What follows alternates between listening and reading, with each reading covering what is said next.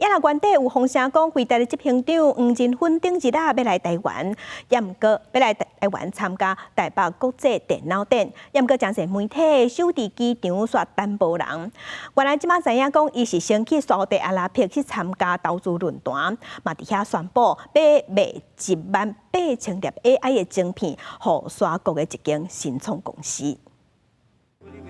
13伫沙特阿拉伯举行的沙美投资论坛当中，回答执行长黄仁勋伫台顶简报。But this is two Blackwells, and it's 2,500 watts, 2,500 out of the 500 gigawatts of computing infrastructure that's going to be built.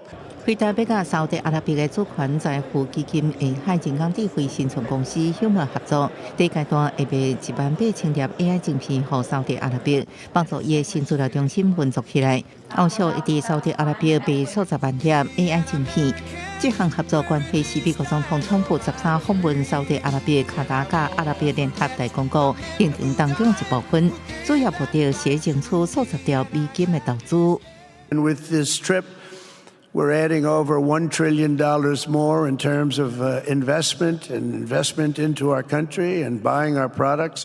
回答提到是上大级别订单，超微是宣布甲Humor达成协议，建立100亿美金的策略友好关系。这合作是双向的。白宫表示，沙特公司DataVault会向美国的 AI 资料中心甲能源基础设施投资200亿美金。Alphabet下骹的谷歌公司、甲顾问公司、客户关系管理大公司 Salesforce、超微甲 Uber 要投资800亿美金，伫2个尖端变革发展技术领域当中，按报告提供更较侪细节。川普计划15拜时会去沙特阿拉伯大公国。根据《纽约时报》杂志报道，伊团队真紧就达成协议，温存阿联买大量回答的 AI 晶片。公司新闻，黄文玲编译。